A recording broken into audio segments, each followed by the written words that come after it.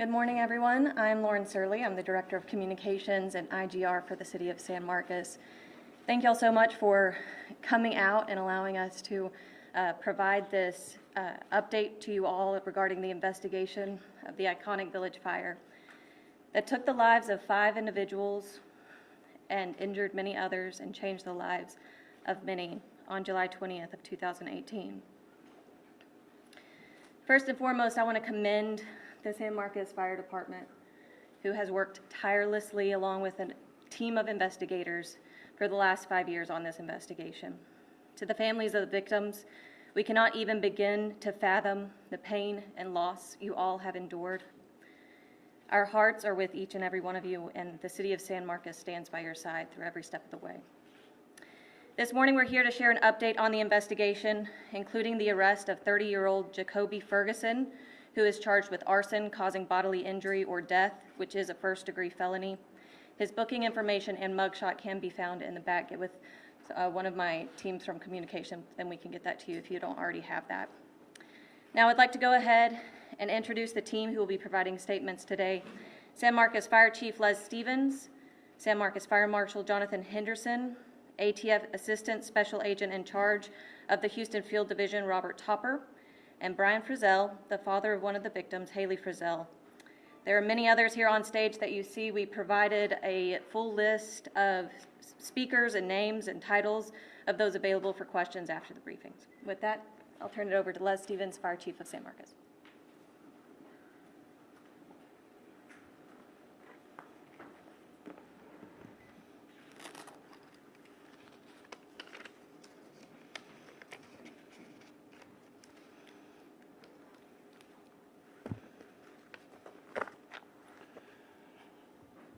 Thank you, Lauren, and thank you all for being here this morning.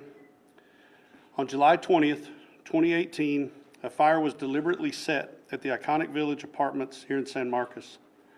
The fire resulted in the tragic deaths of 19-year-old Haley Frizzell, 21-year-old Belinda Moats, 20-year-old Drew Estes, who just yesterday would have celebrated his 25th birthday, 23-year-old James Miranda, and 21-year-old David Ortiz. The fire critically injured 19-year-old Zachary Sutterfeld, who suffered third-degree burns over 68% of his body and a severe traumatic brain injury. Numerous other victims suffered severe but non-life-threatening injuries as a result of this incident. The event has also taken its toll on this fire department and on my members.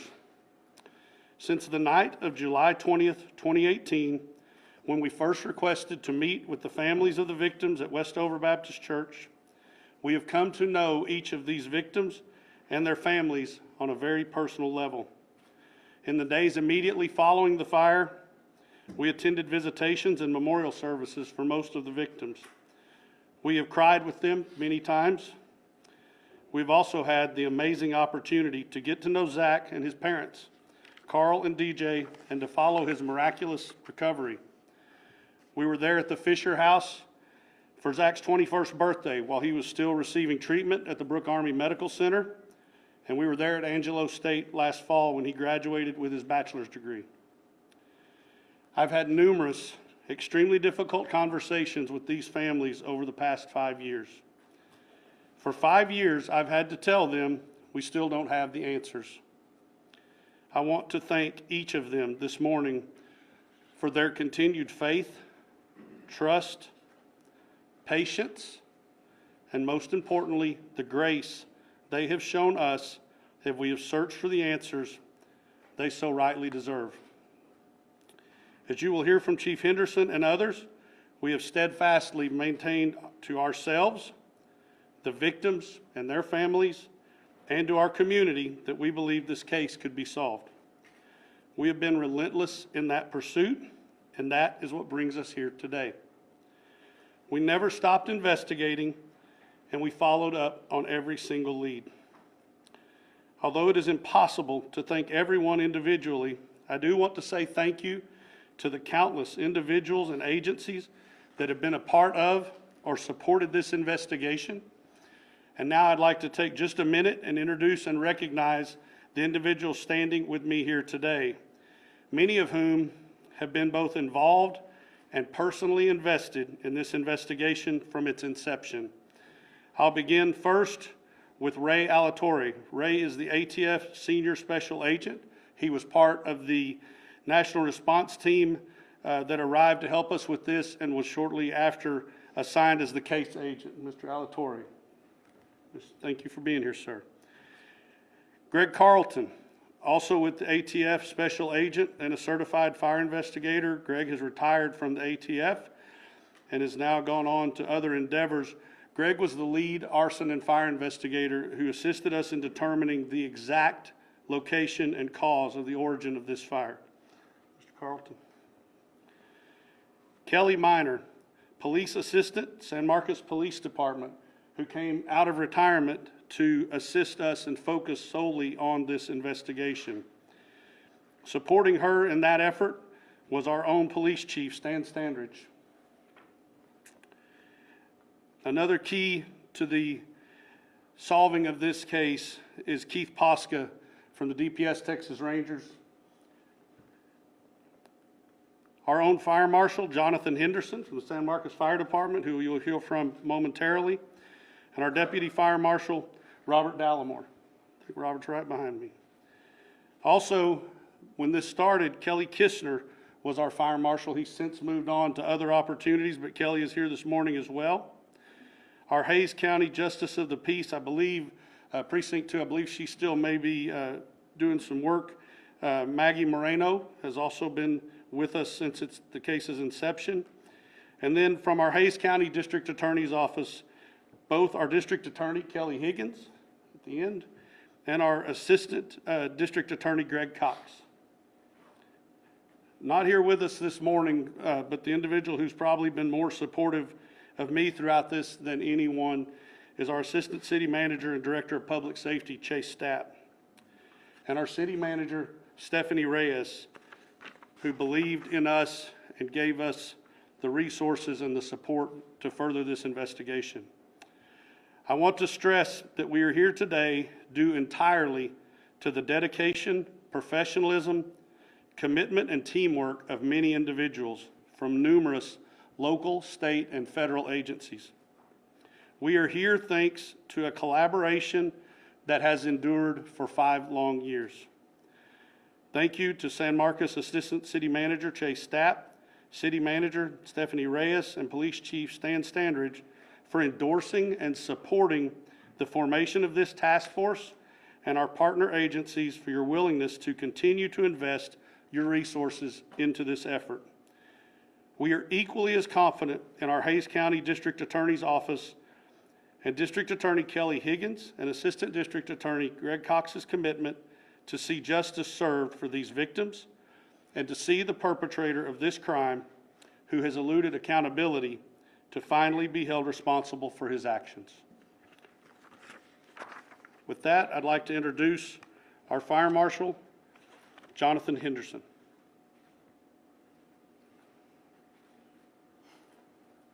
Good morning. Thank you, Chief, for the introduction and providing the historical background for this case. And now we're going to go ahead and dig into the investigatory measures that have taken place. The investigation began in the early morning hours of July 20th, 2018, when the San Marcos Fire Department units were first called to the scene.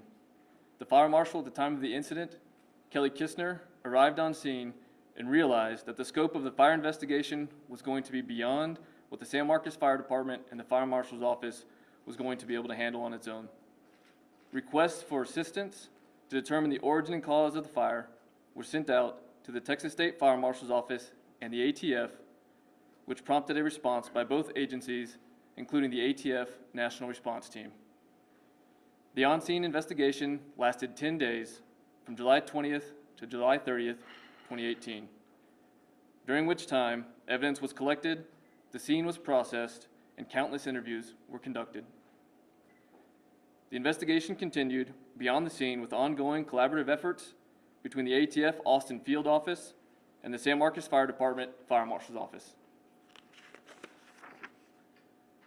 In addition to the local work being done on the case, test burns were conducted at the ATF Fire Resource Laboratory in Ammendell, Maryland. The on-scene fire investigation work, combined with the work of the Fire Research Laboratory, determined that the fire was incendiary. This information is contained in the ATF Certified Fire Investigator Origin and Cause Determination Report that was finalized in December of 2018. The deaths of the 5 victims were subsequently ruled as homicides as a result of arson. That was almost 5 years ago.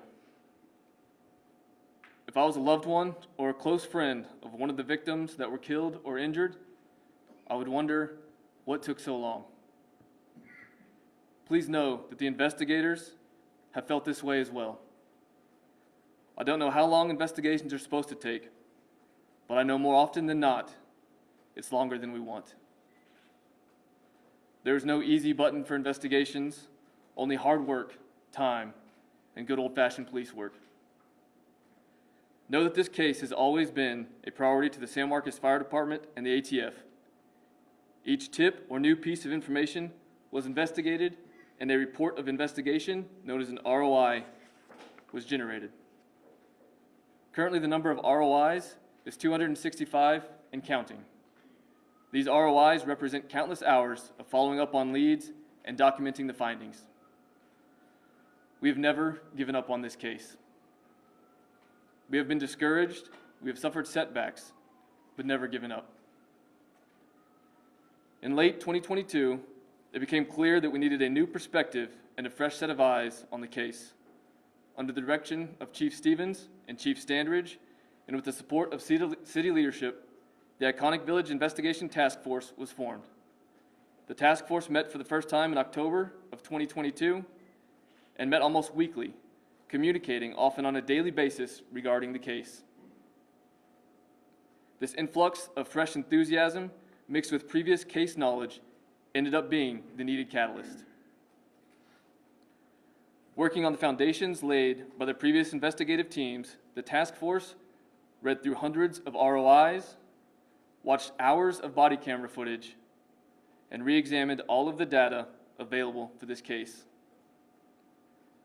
I would like to reiterate, nothing the task force has done would have been possible had it not been for the original work done by the ATF National Response Team, Texas Deputy State Fire Marshals, and former Fire Marshal for the City of San Marcos, Kelly Kistner.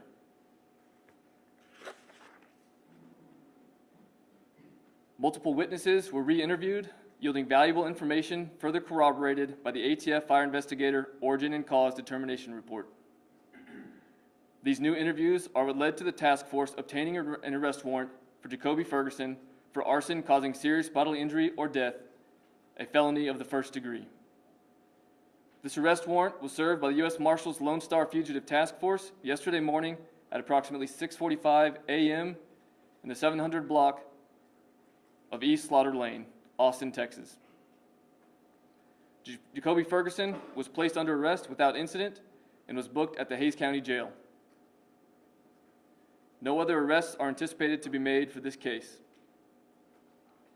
The investigation remains open as the task force continues its work with the Hays County District Attorney's Office. This arrest is one step among many to follow towards the application of justice for the victims of the Iconic Village fire.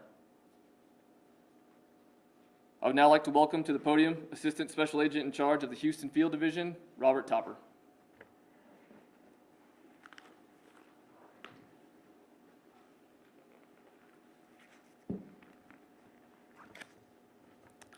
Good morning.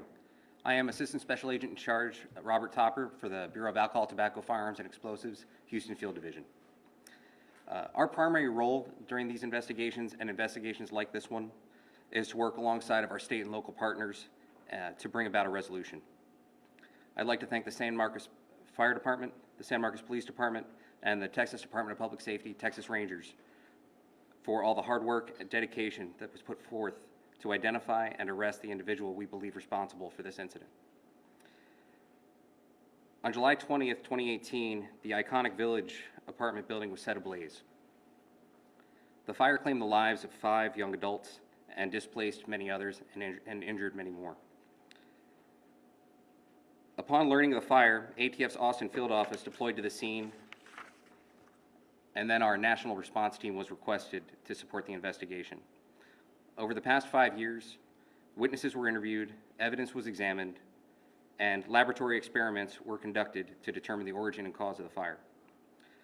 Following exhaustive scientific research at the ATF's Fire Research Laboratory, all potential accidental causes for the fire were ruled out, and the fire was ruled an arson by ATF certified fire investigators. To the families of the victims, we've been working diligently to bring this investigation to a close and to hold the responsible party accountable. Thank you for your trust, and thank you for your patience. As we approach the 5th anniversary of the fire, I hope that yesterday's arrest does provide some comfort. Thank you for your time.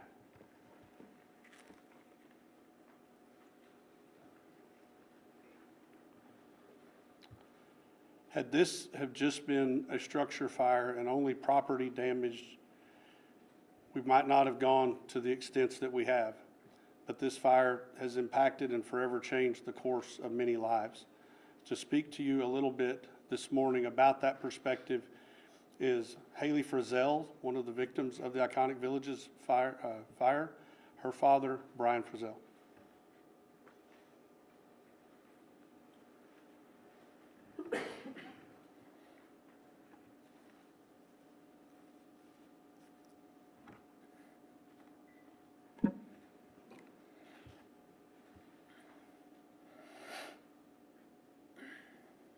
"5 a.m. phone calls are terrible, and no parent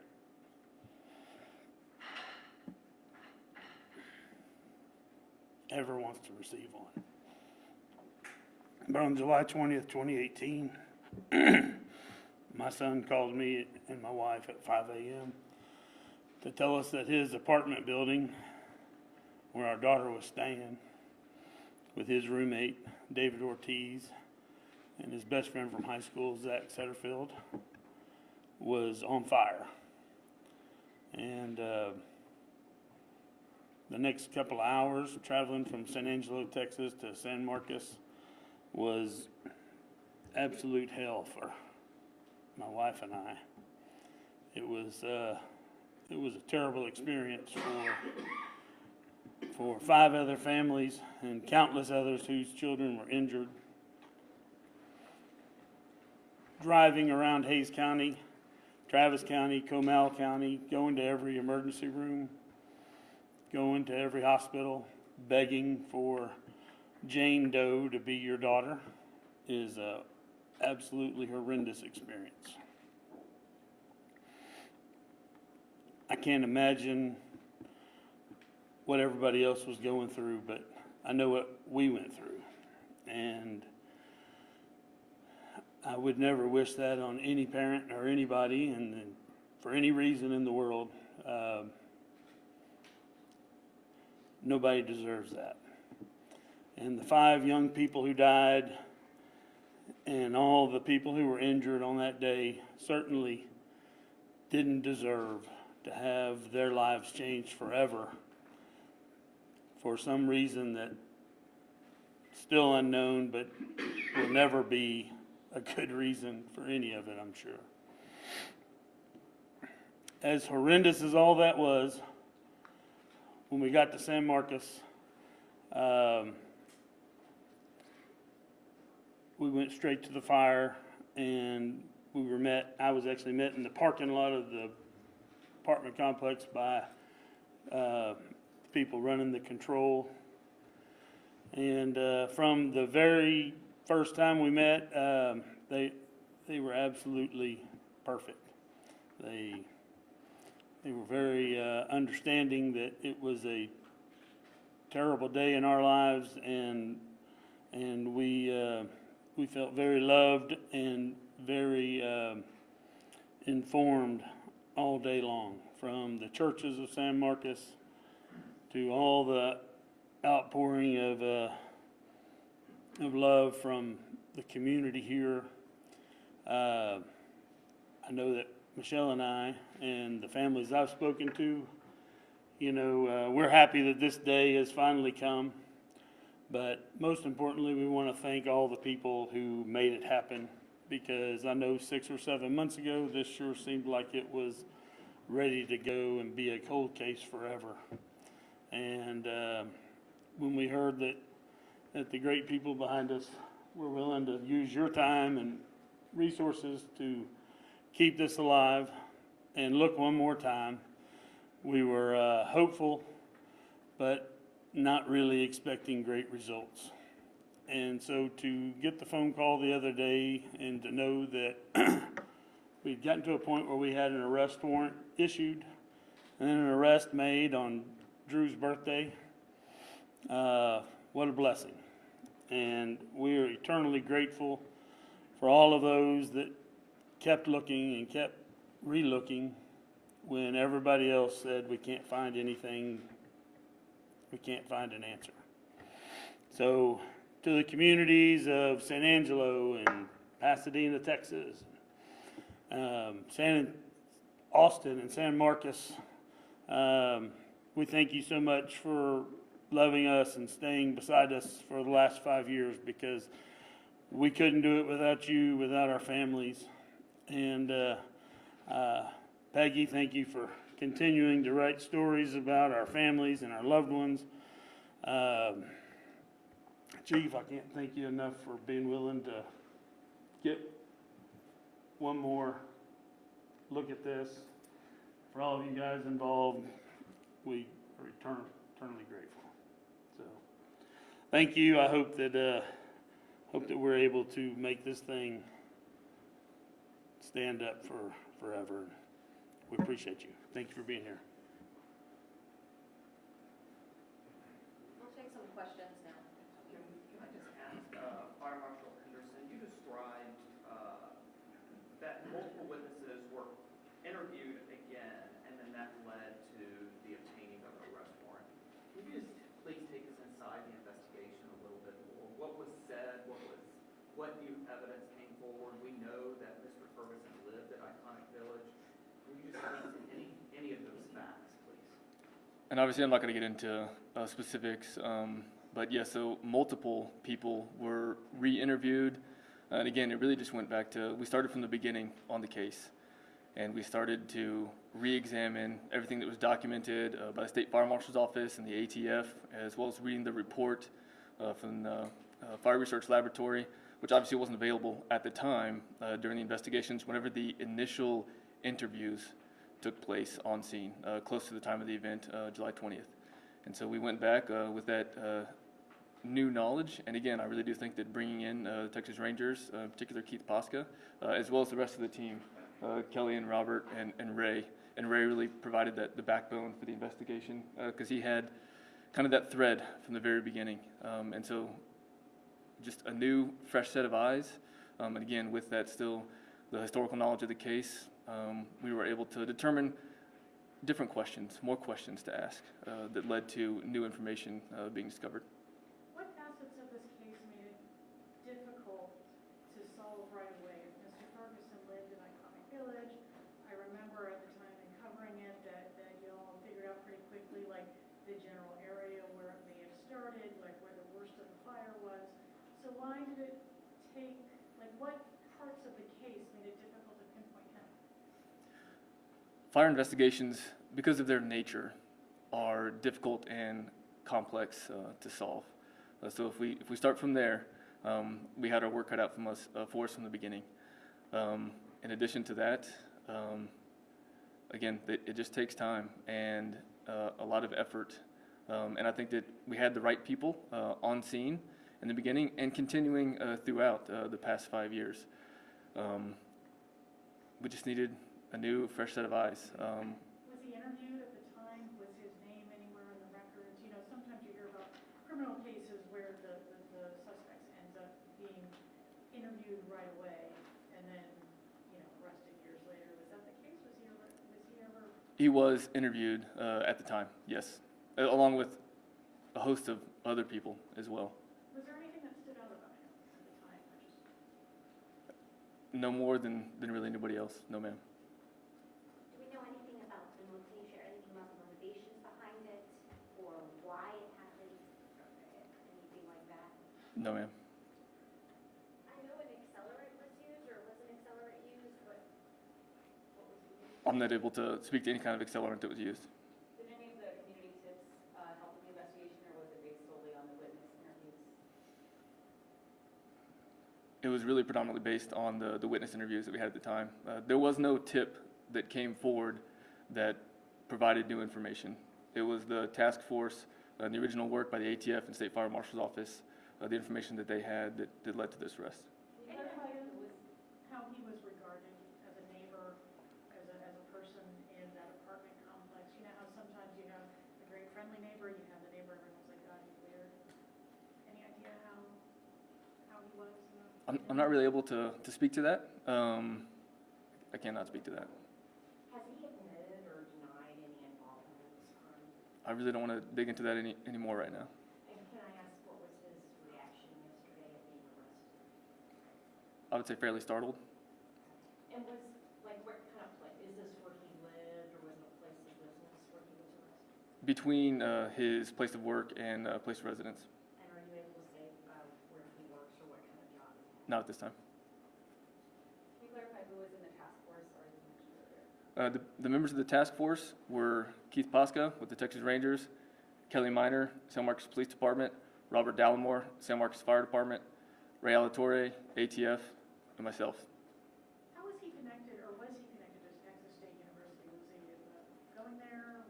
Why was he in what was essentially a student? He was a student at Texas State University, Was he an undergraduate or graduate? undergraduate. Do you know what he majored in? No, ma'am. I know you said that there was no new tip and it was just going back, but can you name like maybe an aha moment or that moment where it was like, this is the person, this is who we're gonna. Not at this time. So if there's, I'm assuming perhaps there won't be any of the $110,000 reward that are paid out. That's correct. So no reward to be paid because there wasn't a tip that played a role that went to this today. You are correct. Where is he held, and what are the prospective charges that you intend to file? So the charges that have been filed are for arson causing serious bodily injury or death, which is a first-degree felony, and he's at the Hays County Jail. Any murder charges possibly pending? Homicide? I'm gonna leave that up to the DA's. The DA's office. We're working with them on that, and any other charges that might be filed later will come from them. Can you speak to when, he's living in Austin now, can you say about when he moved away from San Marcos? Was it a short time after the fire or do you know when? It's in our notes. I don't have that for you right now, though. Does he have any other previous arrests or any other kind of arson charges? No. Can you speak to where approximately in the building or around the building it started? And can you say what was set on fire? I mean, what was the initial point of ignition? The importance of the origin and cause determination report can't be overstated as far as how that helped us solve this case. And so we are going to go ahead and hold that one pretty close to the vest for now. Was it the building he resided in? The fire was in building 500. He did not reside in the 500 building. Did he have any relationships, romantic or attempted romantic relationships, anything like that? I can't speak to that. Not because I don't want to tell you, but I don't know. One last question? Thank you for your time. Thank you.